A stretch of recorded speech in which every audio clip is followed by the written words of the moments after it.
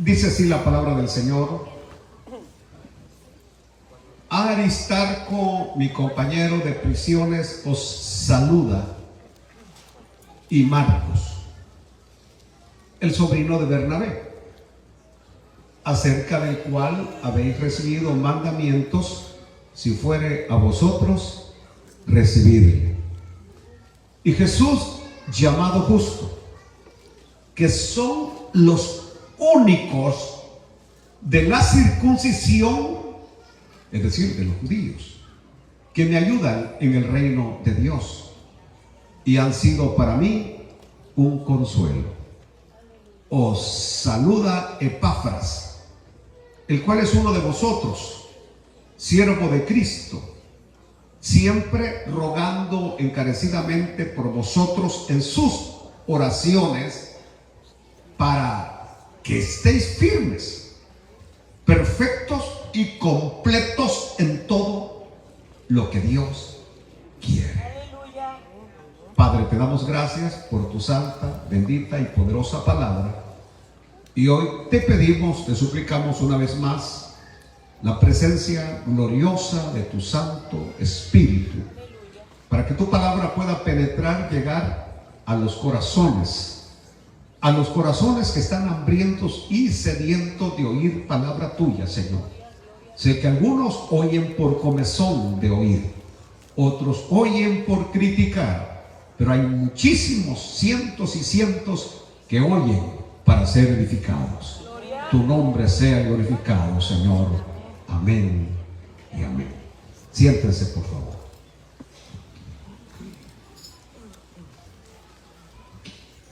Quise iniciar por este versículo que ya medio lo estudiamos en el mensaje anterior.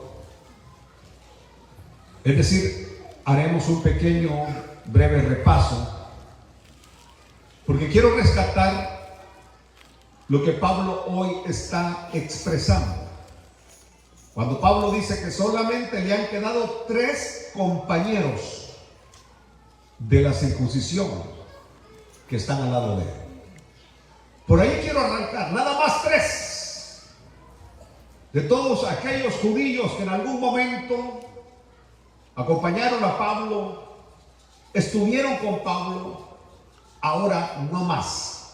Solamente le han quedado 3 fieles amigos judíos que lo acompañaron. 3 fieles amigos judíos que lo acompañaron. Y yo creo que son mejor 3 fieles amigos que miles de infieles amigos. Amén. Hay personas que tienen, como los políticos, que tienen miles de personas que le dan, ¿qué diríamos?, algarabía cuando los ven a los políticos y los alaban y los exaltan. Pero mientras están en un puesto político, después les dan la espalda.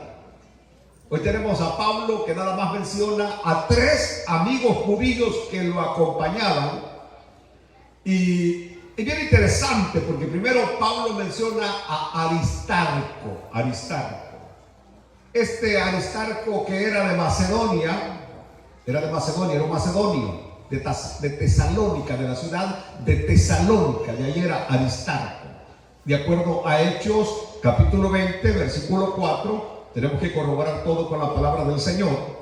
Y ahí tenemos en Hechos 24, y le acompañaron hasta Asia, Sópater de Berea, Aristarco y Segundo de Tesalónica, Gallo de Derbe y Timoteo, y de Asia, Tíquico y Trófimo.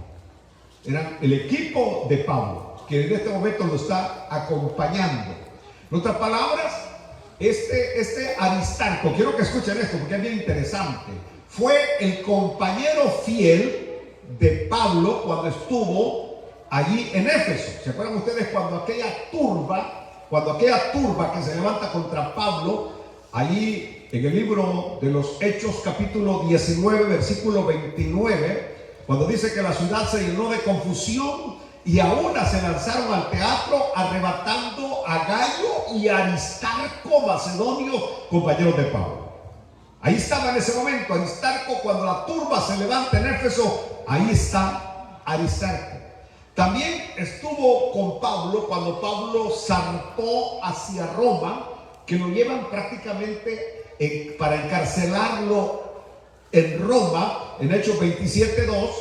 Ahí nos narra que, y embarcándonos en una nave adrimetena que iba a tocar los puertos de Asia, zarpamos, estando con nosotros Aristarco macedonio de Tesalónica.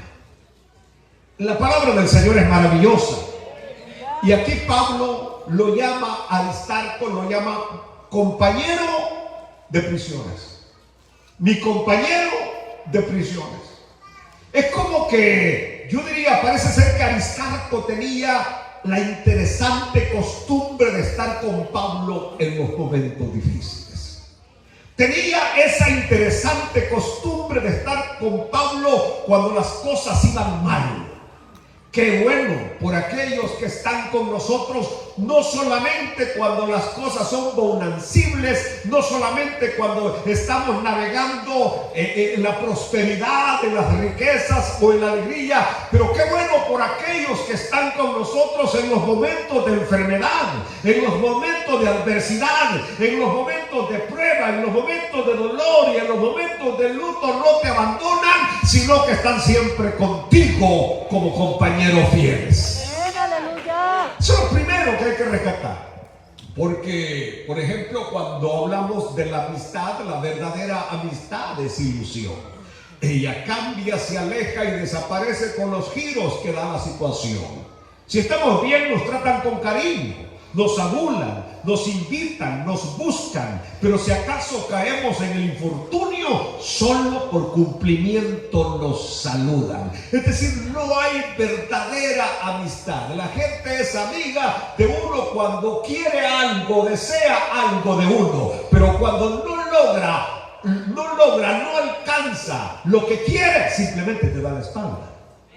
Te da la espalda. Y esto no solamente en la amistad, esto se da en relaciones amorosas que están contigo mientras las cosas van bien, pero cuando de repente visita el infortunio, te abandonan y te dejan. Pero aquí tenemos a un hombre que se llama, ¿cómo se llama? ¿Cómo dije que se llamaba? Aristarco. Y ojalá que los que estamos en esta noche fuéramos Aristarcos. Que estamos en todo momento con aquella persona que le hemos mostrado amistad, estar con ellos todo el tiempo. ¿Saben ustedes que ahora en este momento los comentaristas sugieren que él había aceptado el encarcelamiento solamente para estar con su amigo Pablo, con su tutor Pablo, con su maestro Pablo? En otras palabras, como que Aristarco dice: afuera no tengo nada más que aprender, quiero aprovechar todavía que mi maestro está vivo, quiero aprovechar que mi tutor, aunque esté en la cárcel, así que prefiero estar en la cárcel y comer comida de preso y no estar afuera, con tal de ser instruido por el hombre de Dios llamado Pablo. Aleluya. Ese es Aristarco. Ese es Aristarco. Por eso es que Pablo lo menciona todo el tiempo. ¿Ustedes tienen amigos? ¿Ustedes tienen amigos? ¿Tienen amigos? Aleluya. Hasta ahí dejo la pregunta. Hasta ahí dejo la pregunta. Porque el filósofo dice que tu mejor amigo después se convierte en tu mejor enemigo. Y que son los mejores enemigos de los cuales se reciben las más grandes traiciones. La razón es porque cuando alguien tiene un amigo, entra en un círculo de confianza. En un círculo de confianza que usted le suelta toda la sopa. Todas aquellas cosas de su vida que nadie sabe. En lo que se llama la catarsis, usted se la saca porque no quiere andar cargando con eso, se la saca a su mejor amigo y después con eso lo hace añicos, lo hace pedazos. Su mejor amigo. Si ustedes van, por ejemplo, a los casos históricos, el que traicionó a Pablo Escobar en Colombia fue uno de sus mejores amigos. A este Chapo Guzmán, que todavía está preso, lo traicionó uno de sus mejores amigos. Y así, si vamos a la historia, los emperadores, los césares, los presidentes, quienes los traicionan son sus mejores amigos. Pero hasta ahí se los dejo nada más, como parte de la enseñanza. También menciona a Marcos. Y aquí tengo otra enseñanza para ustedes. La primera enseñanza se llamaba ¿cómo ser fiel con alguien aún en la adversidad? Ser fiel a esa persona aún en la adversidad. Pero ahora mencionemos a Marcos, que es donde Pablo inclusive le dice a los colosenses: si Marcos puede a vosotros recibir. ¿Por qué Pablo está pidiendo que lo reciban? Porque si Pablo no hubiera dado esta recomendación, ¿sabe qué? Los colosenses no lo hubieran recibido. No lo hubieran recibido a Marcos. En otras palabras, si Marcos hubiera llegado sin esta recomendación de Pablo, no lo hubiesen recibido. ¿Cuál es el punto? Recordémonos que allá en el capítulo 13 del libro de los Hechos, en el versículo 5, se nos narra que dice: y llegados a Salamina anunciaban la palabra de Dios en las sinagogas de los judíos. Tenían también a Juan Marcos de ayudante. A Juan Marcos de ayudante. ¿Y qué pasó en el versículo 13? Que Marcos o Juan Marcos les dio la espalda. Recuerden que los judíos tenían dos nombres, un nombre judío y un nombre griego. Así que Juan era su nombre judío, Marcos era su nombre griego. Y en el versículo 13, ¿qué dice? Habiendo zarpado de Pafos, Pablo y sus compañeros arribaron a Perge de Panfilia, pero Juan, apartándose de ellos, volvió a Jerusalén. Es decir, los traicionó, los abandonó, los dejó. Por eso, en el capítulo 14, cuando va Pablo a iniciar el segundo viaje misionero, no quiso llevar a Marcos. Marcos quería ir de nuevo y Pablo se opuso a que lo llevara. Bernabé insistía que lo llevaran porque era su sobrino, pero Pablo dijo que no podía llevarse a alguien que los había abandonado en el primer viaje. Pero ¿qué es lo que quiero enseñarles hoy? Aunque Pablo tuvo un desacuerdo, yo diría fuerte, antes con Bernabé y con Marcos. Con Bernabé y con Marcos tuvo un desacuerdo, pero ahora claramente, cuando él escribe esta carta, todo esto había quedado ya en el pasado. Todo había quedado en el pasado. Pablo, por la gracia de Dios, había superado la controversia, diríamos el malestar que sentía con Marcos había quedado en el pasado. Contrario a nosotros, que ya pasaron 10 años, 20 años, 30 años y todavía seguimos supurando el desacuerdo que tuvimos con alguien, la incomodidad que tuvimos con alguien. Todavía de repente mencionamos un nombre y la persona inmediatamente salta y dice: ese nombre ni me lo menciona. Así habla: ese nombre ni me lo mencione, por favor, porque daña mis oídos, mis tímpanos resuenan cuando menciona ese nombre. Por ejemplo, ¿cuántos de ustedes no quieren escuchar el nombre de aquel esposo que tuvieron hace 20 años y que supuestamente las maltrató y usó palabras fuertes y ahora dice: no quiero ni recordarlo? Simplemente es que la gracia de Dios no ha trabajado eficazmente en la vida de ustedes. De aquel padrastro, de aquella madrastra, de aquella persona que los ofendió. Ustedes todavía no han, como Pablo sí, el Espíritu Santo, la gracia de Dios había obrado en Pablo a tal punto que ahora hay un cambio. Él había dejado aquel pasado atrás y es necesario que el pasado quede atrás para poder disfrutar el presente que ahora Dios nos da. La realidad es que todos nosotros en algún momento nos han ofendido, ¿cierto? En algún momento personas nos han dañado, personas que nos han ofendido, personas que nos han dañado. Pero usted no puede seguir todavía atado, amarrado a ese pasado, a ese pasado. Por ejemplo, pudiéramos mencionar hoy casos de mujeres que están aquí en esta noche que en su adolescencia fueron abusadas sexualmente. Abusadas sexualmente. Algunas de ustedes fueron abusadas sexualmente. Y el problema está cuando ya llegaron a los 50, a los 60 años y todavía tienen eso en su mente. En su mente. No han podido superar a la madrastra que las trató mal. No han podido superar al padrastro que los golpeaba día a día, que les gritaba día a día, al patrón que no les pagó, al vecino que aquí que allá. Todos en algún momento hemos sido ofendidos, hemos sido dañados, pero cuando la gracia de Dios opera en el corazón de uno, el corazón es limpiado. Y alabado sea Dios porque podemos tener el espíritu de perdonar a aquel que nos ofendió, a aquel que nos dañó. ¿Saben por qué? ¿Saben por qué tenemos que perdonar a los que nos ofendieron, a los que nos dañaron? Porque usted y yo también hemos ofendido y también hemos dañado. Y dice la Biblia: sed misericordioso para que vuestro Padre que está en los cielos sea misericordioso con ustedes. Es decir, si yo no perdono a los que me ofenden, tampoco Dios me va a perdonar a mí mis ofensas. Esto es recíproco. Es recíproco.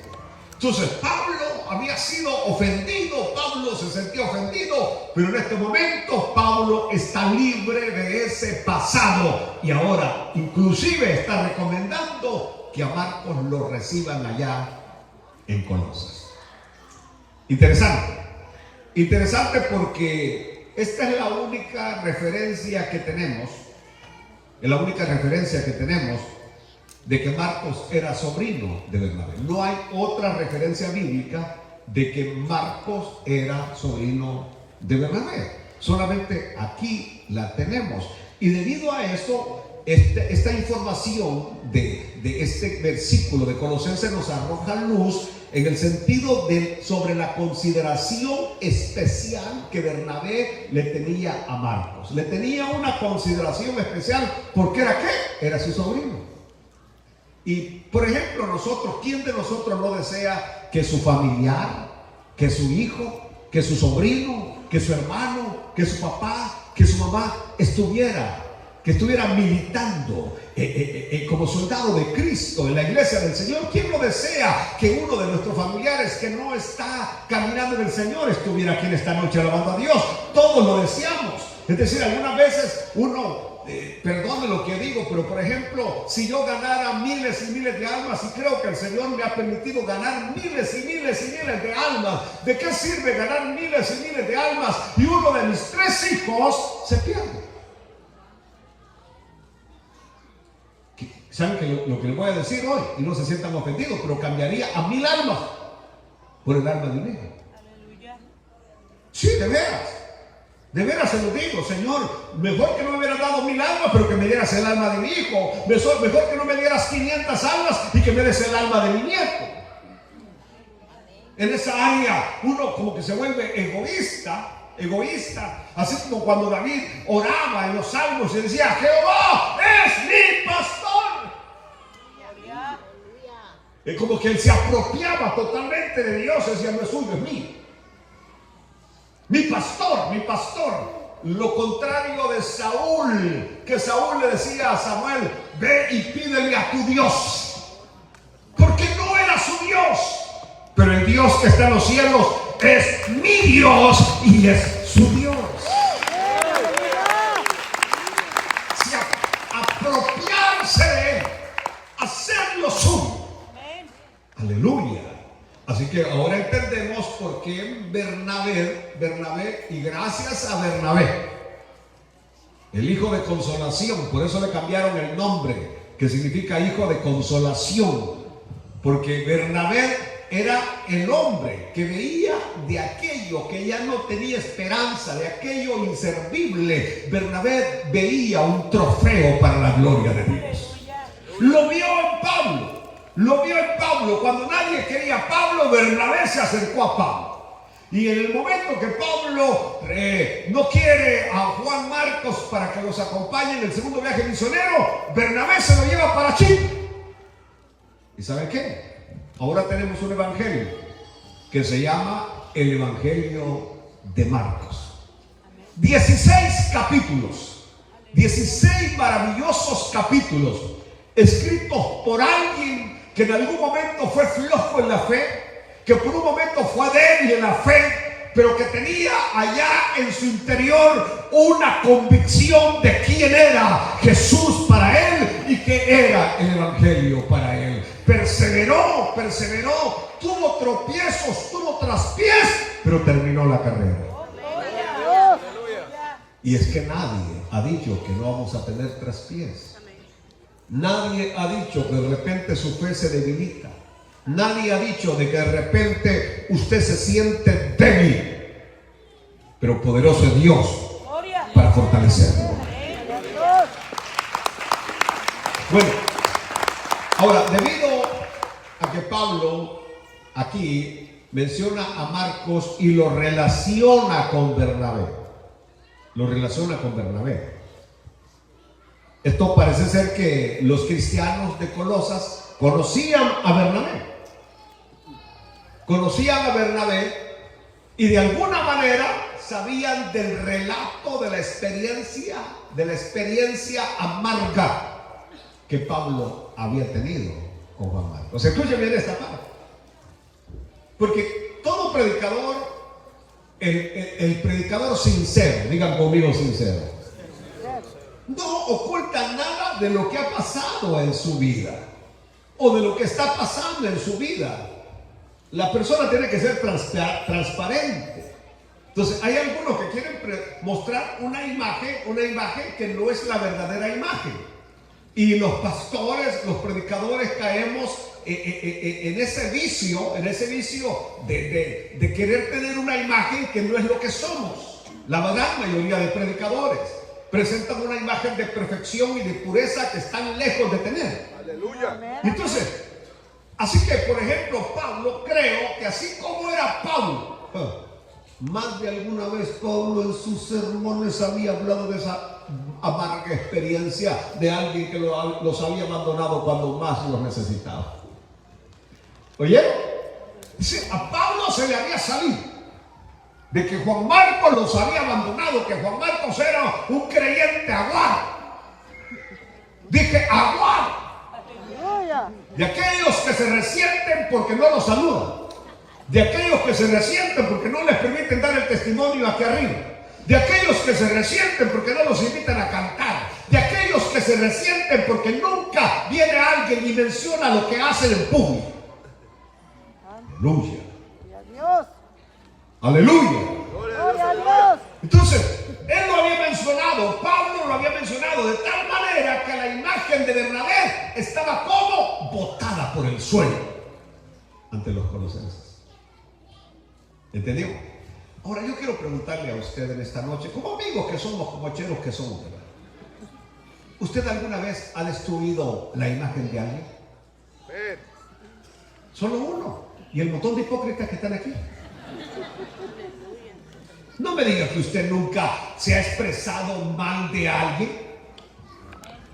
Vuelvo a hacer la pregunta. ¿Alguna vez usted se ha expresado mal de alguien?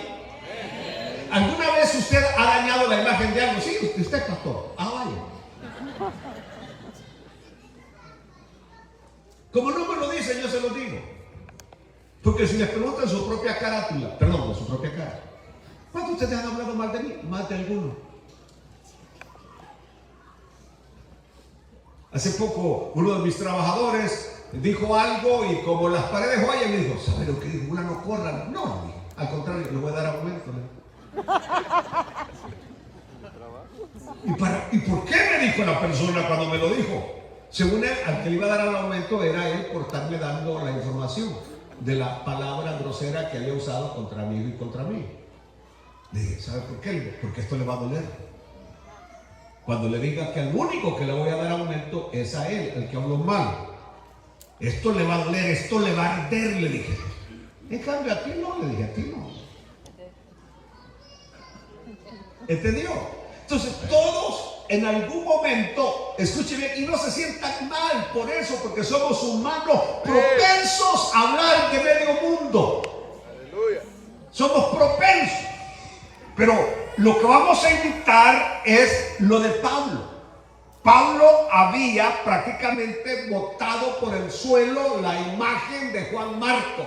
Pero en este momento Pablo se da cuenta de que Juan Marcos estaba siendo usado por Dios de manera poderosa, a tal punto que en algún momento le escribe a Timoteo y le dice que manden a Juan Marcos, que llegue Juan Marcos, que lo necesita, que es necesario que esté con él.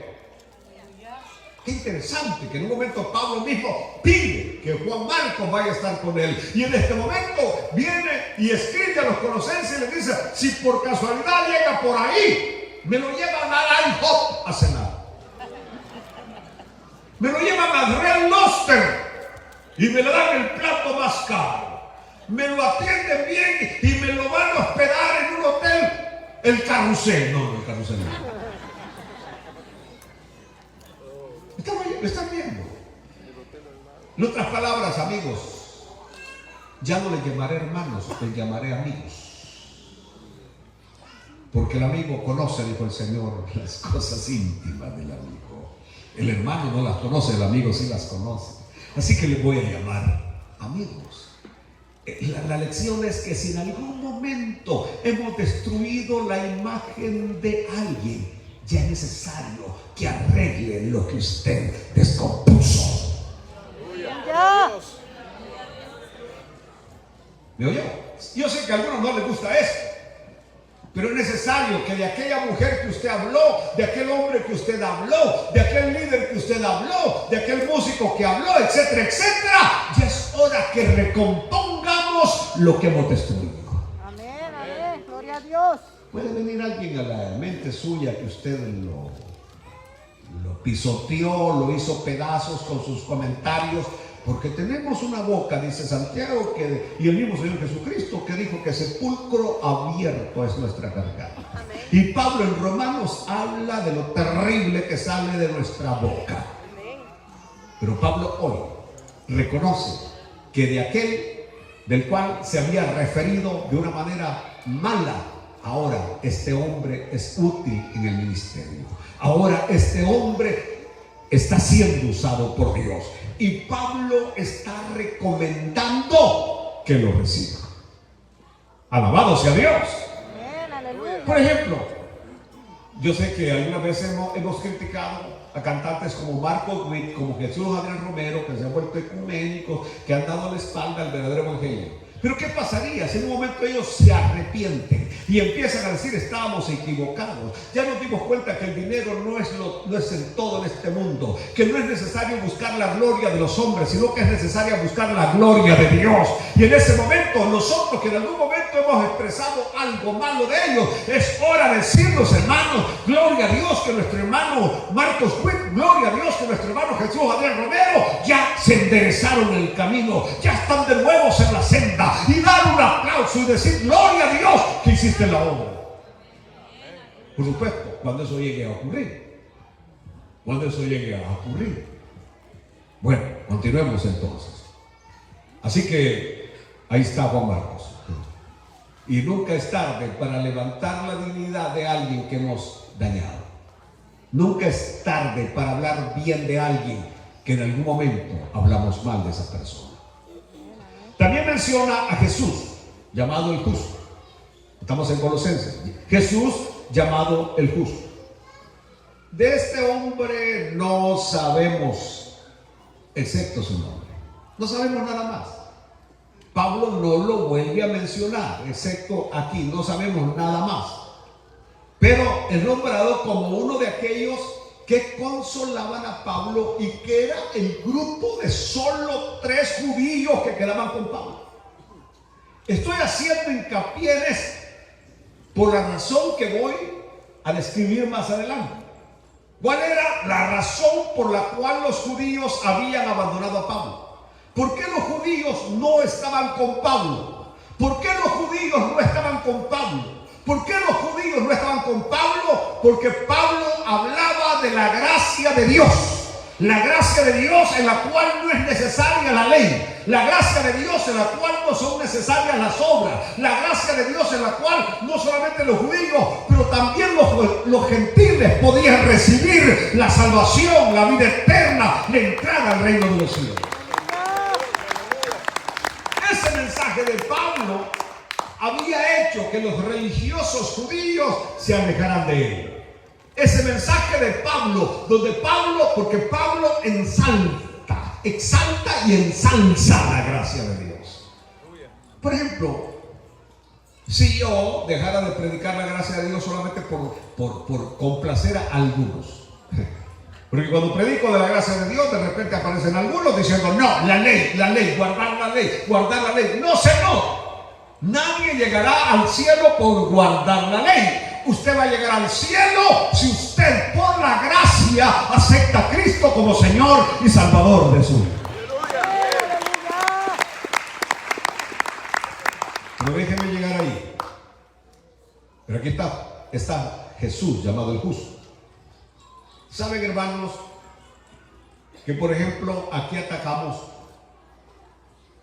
algo que es erróneo, totalmente erróneo, de un grupo religioso que se llama Only Jesus, solo Jesús? Porque según ellos, Jesús fue un nombre nuevo que el ángel le puso al divino que había sido encarnado. Y ustedes están totalmente equivocados, Pentecostal Unida, Iglesia de Cristo, Luz del Mundo. Porque Jesús era un nombre común en el tiempo que Jesús nace allá en Belén.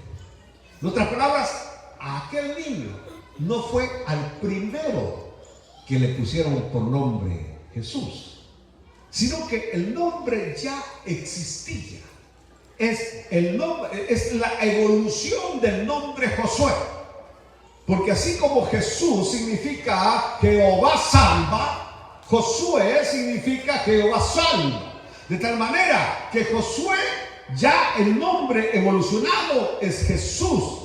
Después de unos, 2000 años después, 1500 años después, también aquel gran líder sacerdote religioso que acompaña al pueblo de Israel cuando regresan de Babilonia, su nombre también era Jesús.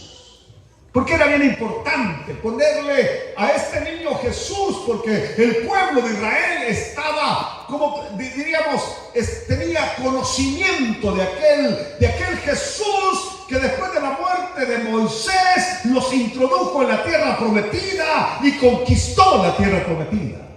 Traía a su mente aquel Jesús que guió a aquellos que habían sido deportados a Babilonia y los había traído de regreso a la tierra de Israel. En otras palabras, era un hombre así como a nosotros. ¿A cuántos de nosotros nos trabaron José? ¿Cuántos de ustedes se llaman José? José. ¿Y cuántas se llaman María? Ah, no, ya me acordé que aquí no se llama María, aquí se llama Mary. Ya dije que allá se llamaba María Natividad, pero aquí se llama Merry Christmas. ¿Pero por qué nos trababan José? A mí me trabaron José.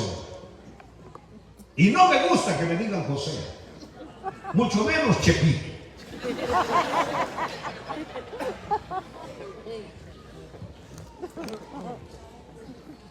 Aleluya. ¿Por qué? Porque nacimos en la religión católica, donde los más grandes personajes es José y María. José y María. Y por eso a la gran mayoría le ponen José y le ponen María. Lo mismo que en México, como según ellos, la María es la Guadalupe. Hombres y mujeres se llaman Guadalupe. Si usted nacía el 12 de diciembre, si era mujer, le trababan Guadalupe. Y si era hombre, aquel que me está escuchando, en la 723 Islinda, le trabaron Guadalupe. Lupita. No, Lupito.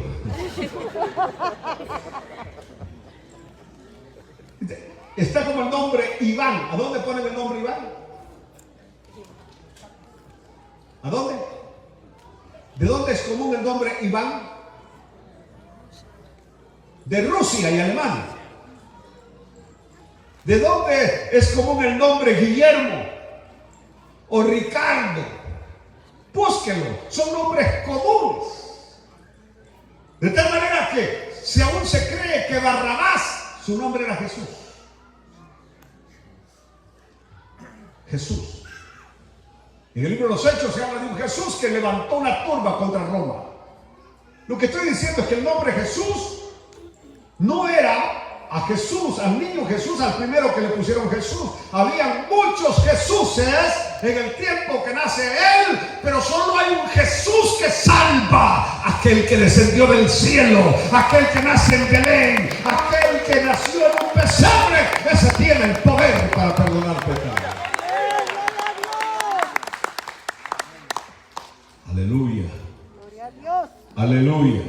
Gloria a Dios, aleluya. Pablo habla de estos tres judíos y dice: han sido para mí un consuelo. Han sido para mí un consuelo. Recuerden ustedes que en este tiempo Pablo dijo, solamente tiene 3 ayudantes judíos de la circuncisión, solamente 3. Porque Pablo era un hombre de convicción. Y Pablo no iba a dejar de predicar la gracia solo por quedar bien con los judíos. Por eso cuando fue allá a Jerusalén, ¿se acuerdan ustedes que fue en el monte del templo donde a él lo van a apresar y lo van a acusar y de ahí va a salir encarcelado, prácticamente custodiado mientras llegaba a Roma? ¿Y por qué fue que lo agarraron ahí? Simplemente porque Pablo dijo que los gentiles podían ser salvos por la gracia de Dios. Maravilloso. Los que antes no eran pueblo, ahora son pueblo. Los que antes estaban en tinieblas, ahora están en la luz. Los que antes no eran hijos, ahora son hijos. Los que antes no tenían padre, ahora tenemos un Padre celestial que está en los cielos. Y Pablo era eso. Pablo es el que dice que no es por tu corte de pelo, que no es por la forma como te vistes, que no es como caminas, que no es como, etcétera, etcétera, que no, eso no sirve para nada. Mi amigo Armando me contó una anécdota, que un día se encontró con su tío, el religioso. Me dice: Armando venía de preparar una campaña evangelística que iba a tener. Cuando llegué con mi tío, que le llevé ciertas cosas, y andaba, me dice, con una camisa manga corta, así rayada. Y el tío religioso, que se viste con camisas blancas hasta acá, y se traba el último botón acá. Usa sombrero todo el tiempo. Y le dijo: Armandito, sí, tío, le dijo, ¿desde cuándo te has apartado del evangelio? Entonces le digo: ¿por qué, tío? Le dije: pues es así como te veo vestido, le dijo, tú no eres evangélico. Y entonces vino Armandito y le dijo: tío, porque me dijo, ese tío le robó la propiedad a mi papá y le robó la propiedad a otra tía mía. Y le dijo: tío, ¿y desde cuándo usted ya dejó de apropiarse de lo que no es suyo? O sea, y tuvo que decirle claramente: quiero que entienda de que esto no me impide para entrar al cielo. De hecho, cuando usted se vaya para el cielo, esos trapitos aquí se quedan. ¿Entendió? Esos trapos aquí se quedan. Y no quiero yo decirles en esta noche: pastor, ¿y cómo vamos a estar vestidos allá en el cielo? Mejor me quedo callado. Lo que sí estoy cierto es que no va a haber nada de algodón, ni de seda, ni nada en el cielo. Y que vamos a tener una pureza como usted jamás se la imaginó. San Pablo habla como que vamos a estar como vestidos de luz en el cielo. Allá no hay impureza, allá no hay nada en la mente corrompida. Aquí es que tenemos la mente corrompida. Bueno, entonces, así que solamente le quedan 3 a Pablo. ¿Por qué le quedan 3? Porque Pablo está predicando la gracia de Dios. ¿Y qué es la gracia de Dios? La gracia de Dios significa que usted no puede hacer absolutamente nada para ser salvo, que la salvación es un regalo que viene del cielo inmerecido. No por méritos. A propósito, ¿qué méritos usted tenía y yo tenía para que el Señor nos salvara? ¿Qué mérito usted tenía? Mi abuela hablaba de corona. Bueno, ¿y vos qué corona tenés? Me decía. ¿Qué corona tenés? Entonces, ¿qué mérito usted tenía? Para que usted vea que la salvación no se recibe por méritos y tampoco la pierde por falta de méritos, sino que la salvación es un regalo maravilloso de parte de Dios. Y eso es lo que Pablo predica. La ley no, la ley decía, el día sábado no tienes que caminar más que 400 metros. La ley decía, deja los huevos cocidos el día viernes para que no hagas nada el día sábado. La ley decía esto, la ley 500 y pico de mandamientos. Jesucristo los resumió en 2. Ama a Dios con todas tus fuerzas, con toda tu alma, con toda tu mente y a tu prójimo como a ti mismo. Alaben a Dios en esta noche. En eso se resume la ley: amar a Dios y amar al prójimo como a ti mismo. Gloria a Dios. Ahora pasemos a este último personaje, pero antes de pasar ahí quiero decirles algo. Es evidente que el apóstol Pedro no estaba en Roma. ¿Por qué no está en Roma? Porque Pablo está escribiendo esta carta ¿desde dónde? Desde Roma. Y Pablo hace una lista de todos aquellos que están predicando vehementemente, excelentemente el Evangelio. Si Pedro hubiese estado en Roma, Pablo lo hubiese incluido. ¿Me están oyendo? ¿Me están oyendo hoy? Y aquellos católicos que se les caiga la barba de enojados. Pero Pablo está escribiendo esta carta desde Roma y no menciona a Pedro en ninguna parte de la carta. Aleluya. Y no podemos suponer que él estaba en la lista de los predicadores de Cristo que predicaban de una manera excepcional y que por motivos impuros o egoístas Pablo no lo incluyera en la lista. Es decir, como que Pablo tuviera un pique con Pedro y por eso no lo menciona. Pablo no era ese tipo de hombre. Aunque tuvo una discusión hacía años atrás, si en este momento ha pasado por alto de Juan Marcos, tuvo que haber pasado la discusión con Pedro y Pablo lo hubiese mencionado. Oigan bien, la razón por la cual no lo menciona es porque no hay ninguna evidencia que Pedro alguna vez hubiese estado en Roma. Por eso, enseñar, predicar que Pedro murió en Roma, así como algunas veces a uno se le sale siguiendo la tradición que Pedro pidió ser crucificado con la cabeza para abajo en Roma, es algo que no tiene ningún fundamento ni bíblico ni histórico. ¿Oyeron? ¿Oyeron? Si dejaran de platicar, aprendieran un poquito más. Ningún fundamento, ni bíblico ni histórico. De que, pero ¿por qué ellos tienen que defender que Pedro sí llegó a Roma? Porque todo el castillo del naipe se le viene abajo. Si Pedro nunca estuvo en Roma, si Pedro nunca murió en Roma, toda la religión católica se viene para abajo. Es lo mismo que con la Inmaculada Concepción y la ascensión de María. ¿A dónde está en la Biblia que María ascendió al cielo? Me va a mencionar Apocalipsis 12. No está hablando de María. Está hablando de Israel. No está hablando de María, está hablando de Israel. Y aún si se va a los comentarios católicos, le dice que es Israel, no es María. ¿Entendió?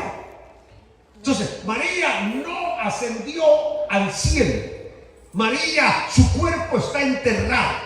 No sabemos dónde. Hay hipótesis que murió en Éfeso y fue enterrada en Éfeso, pero no hay nada real dónde. Algunos dicen que su cuerpo está en Jerusalén, que lo llevaron a Jerusalén. Lo importante para mí es que María es una mujer inigualable, una mujer santa, una mujer pura en todo el sentido de la palabra, pero no es mi corredentora, no es mi salvadora, no es mi mediadora, porque solo hay un mediador entre Dios y los hombres, Jesucristo hecho hombre.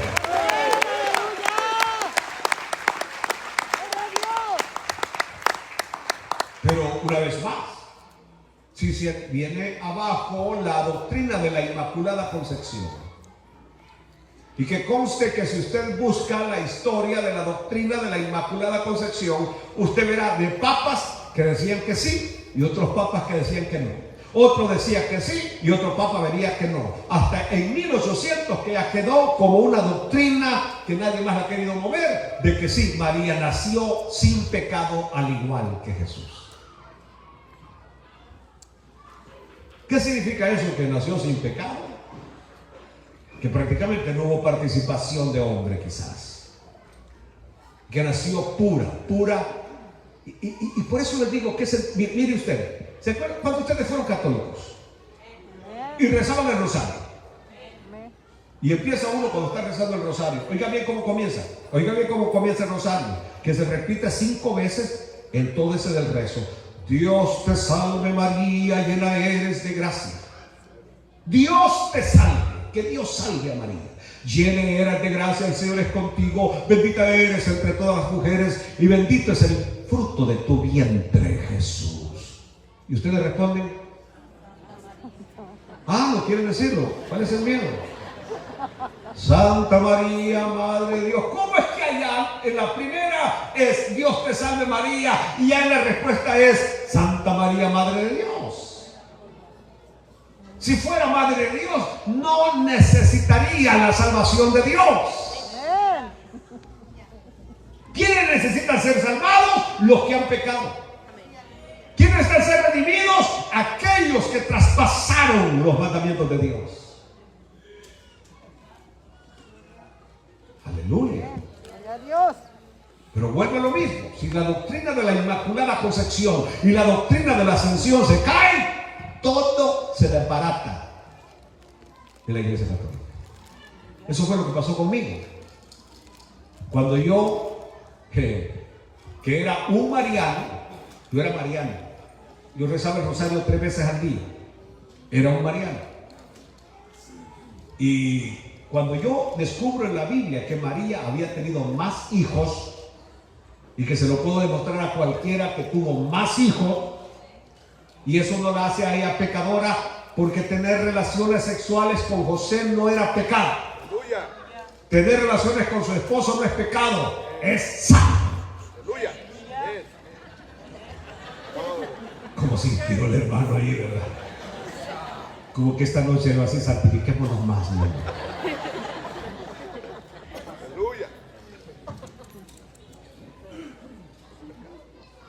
Aleluya. Cuando yo encuentro ese versículo, Mateo 1, 27, 28, todo mi religión se vino abajo. Que José no conoció a María hasta que dio a luz a su hijo primogénito. Y dice primogénito, porque si hubiera sido solo uno, hubiera dicho unigénito. Pero dice primogénito. Y es el Espíritu Santo el que estaba escribiendo, el que inspiró esas palabras en Mateo. ¿Todavía están aquí? Amén. Aleluya. Aleluya. Así que Pedro ninguna vez estuvo en Roma. Por lo menos no hay evidencia ni bíblica ni tampoco histórica. Pero sí hay una evidencia, que fue un hombre de Dios. Fue un un tremendo apóstol del Señor, que aunque lo negó 3 veces, el Señor lo restauró 7 veces. Sigamos adelante. Ahora menciona a Epafras. Me parece que es el versículo 12. Os saluda Epafras, el cual es uno de vosotros, siervo de Cristo. Está interesante, porque lo interesante ahí es siervo de Cristo. Una frase que a menudo Pablo utilizaba para referirse solo a sí mismo. Porque si usted cree que ser siervo de Cristo es algo alto, usted se equivoca. ¿Entendió? El Señor dijo: el que quiera ser siervo, que sea siervo de todos los demás. El que quiera ser grande, que sea siervo de todos los demás. Eso fue lo que el Señor habló de la palabra siervo, que el que quiera ser grande, que sea servidor de todos los demás, estar abajo de todos los demás. Ser siervo no es estar arriba de los demás. Pase siervo, pase sierva. Así como aquella fulana que vino acá, que andaba una que le quitaban los zapatos y le ponían los zapatos, y aquí venía la india María y le ponían las grandes pezuñas para que la otra de Juan Vendeme, la conserva más barata, le cambiara los zapatos. ¿Y por qué razón? Y aquella hasta ungida, porque le estaba tocando en los zapatos a la sierva. Ser siervo no es estar arriba, ser siervo es estar abajo. Bien, aleluya. Así que apártele la silla al siervo, tráigale comida al siervo. Cuando Pablo usa el término Pablo, siervo de Jesucristo, lo que Pablo está diciendo es esclavo de Jesucristo. Un esclavo no tenía derechos. Un esclavo no tenía derechos sobre su tiempo ni sobre su vida, porque era un servidor, era un criado, sin derecho a nada ni a nadie. Aleluya. Y Pablo dice: soy esclavo de Cristo, soy siervo de Cristo, soy siervo, soy esclavo de Cristo. Ahora no. Ahora el término siervo es usado. Pongámosle la alfombra roja porque va a venir el siervo. Solo falta que después de que predica vengan 2 y me agarren. Vamos a bajar al siervo. Vamos a irle a abrir el carro al siervo. Lo vamos a ir a subir al siervo. Y solo falta que vamos a darle de comer al siervo. Uno le mete el bocado y el otro le mueve la quijada. Un término, yo diría que al mismo tiempo que significa estar bien abajo, también significa el más grande título que un ser humano pueda tener aquí en la tierra. Así como significa lo más, así como aquella mujer mexicana que cantó y dijo, ¿qué dijo? La del barrio, ¿cómo es que dice? Rastrero. Bicho rastrero. Ese es un siervo. Un bicho rastrero, de lo más bajo, de lo más insignificante. ¿Cómo? Rata de patas, ¿cómo? Ese término no me gusta, matatero, pero al mismo tiempo, ser siervo de Cristo es más grande que ser presidente. Es más grande que ser senador. Es más grande que ser dipurata.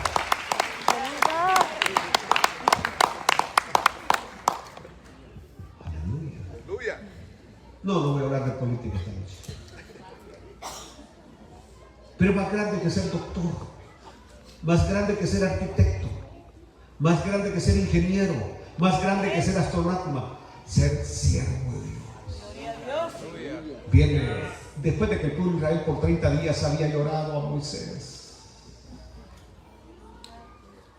Capítulo 1, versículo 1 de Josué, viene Dios y le dice: Jehová le habló a Josué y le dijo: mi siervo Moisés ha muerto. Y me gustaría que ustedes vayan a la Biblia y vean a quienes nada más Dios llamó sus siervos. Que vayan nada más a la Biblia y busquen nada más a quienes Dios llamó siervos. Ya les dije el primero, Moisés. Hoy en la noche, en vez de estar viendo el Facebook, vayan y busquen en la Biblia a quienes Dios le llamó siervos. En otras palabras, ser siervo, no cualquiera califica para ser siervo de Dios.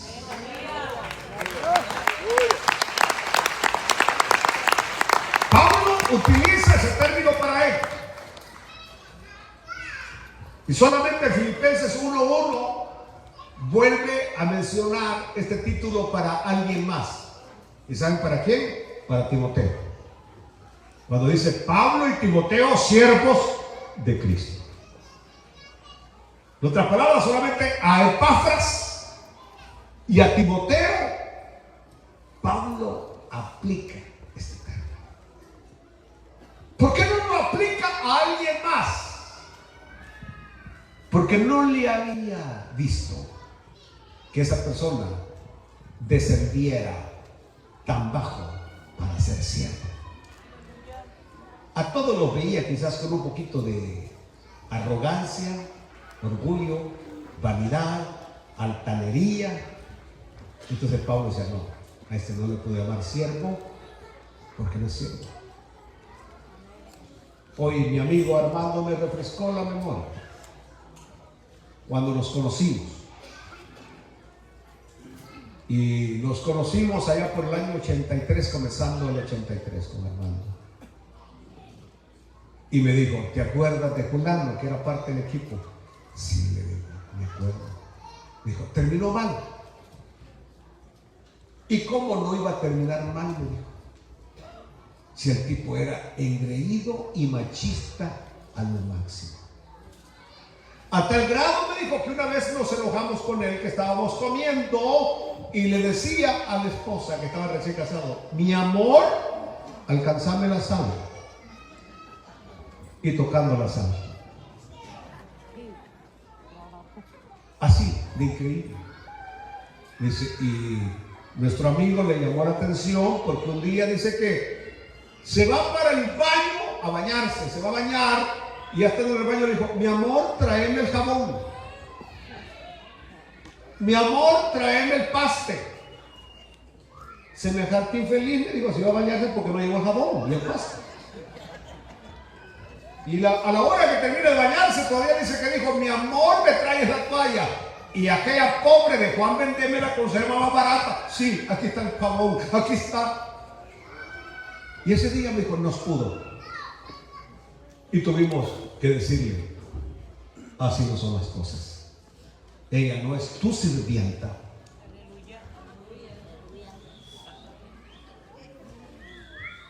Tu majadera.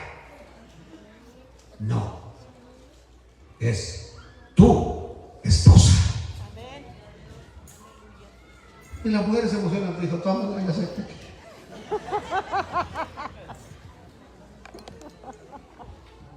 Entonces, así que porque estamos hablando de la palabra siervo, no podía ser llamado siervo. O sea, ese término es demasiado grande para alguien que se cree poco. En otras palabras, uno debe creerse nada o menos que nada. Como dijo Pablo, considerad a los demás superiores a vosotros mismos.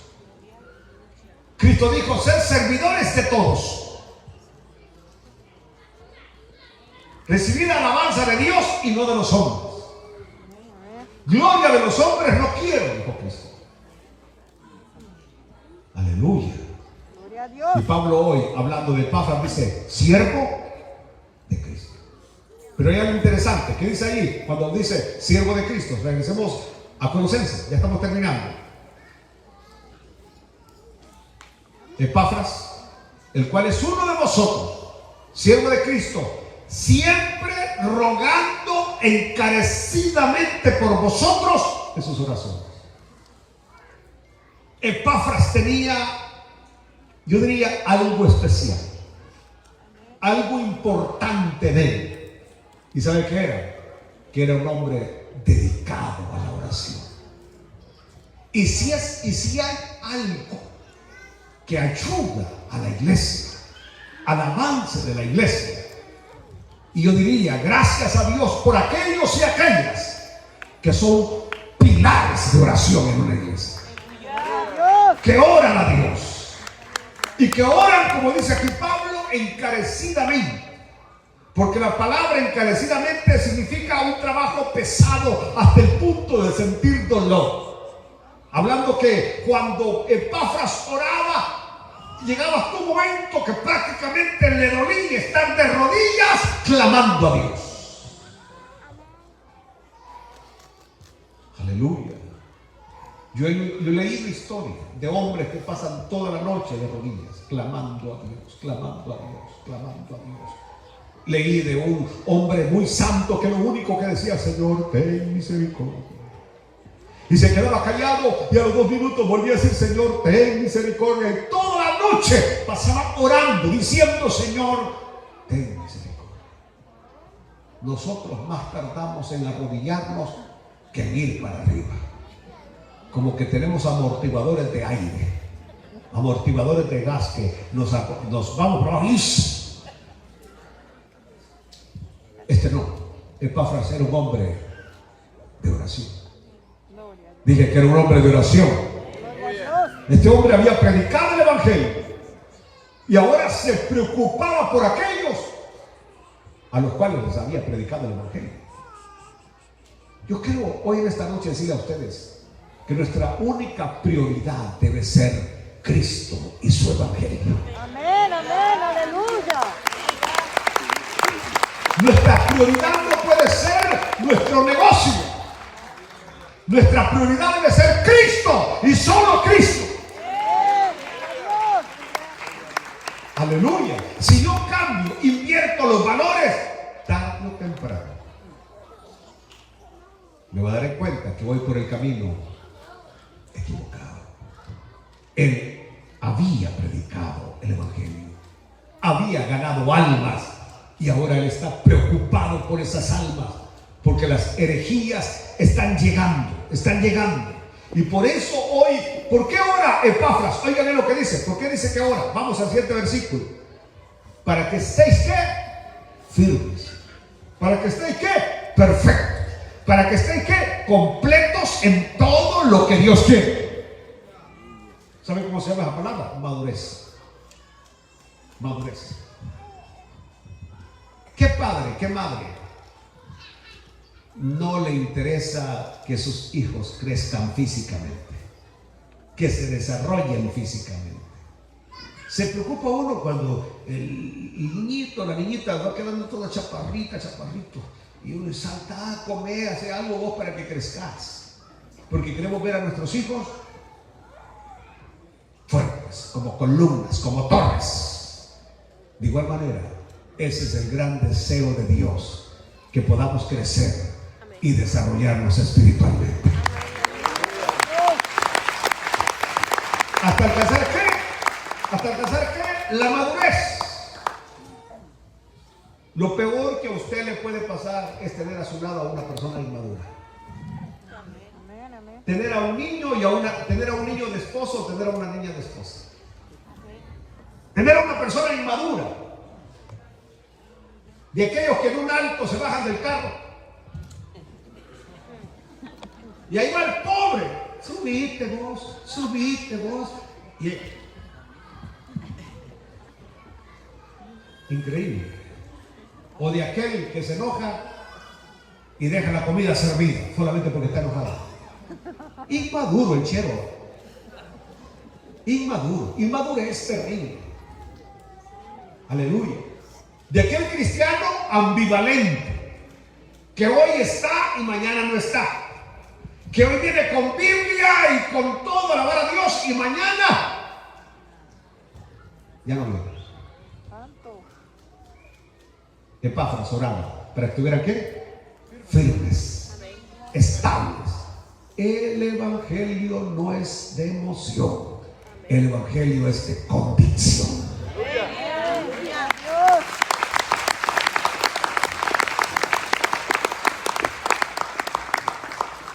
Aleluya. Quiero terminar.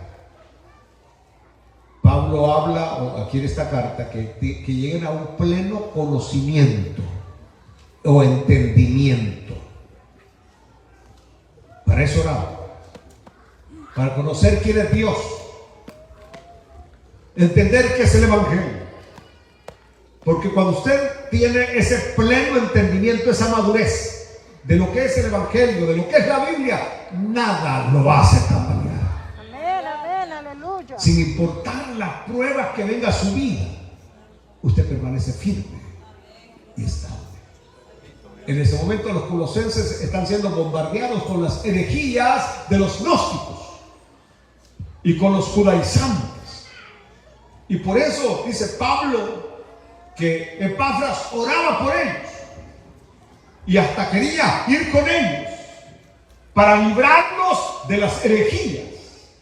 Hoy hay muchas herejías a nuestro alrededor, pero si estamos maduros y firmes, nada nos hará tambalear de la fe preciosa que tenemos en Jesús y su santo evangelio. Póngase de pie. Venga lo que venga y pase lo que pase, estaremos firmes en el Señor. Así que Padre amado, hoy en esta noche te damos gracias por estas enseñanzas hermosas que se desprenden de tu santa palabra. Maravilloso eres, oh Rey. Gracias por el escogimiento de nuestras vidas, de nuestras almas. Gracias por ser tu pueblo, porque somos tus hijos. Pueblo amado, pueblo escogido, pueblo galardonado, Señor. Padre, yo te pido que de estos pequeñitos ninguno se pierda, que todos puedan llegar a la patria celestial. Amén. Amén. Amén. Digan amén.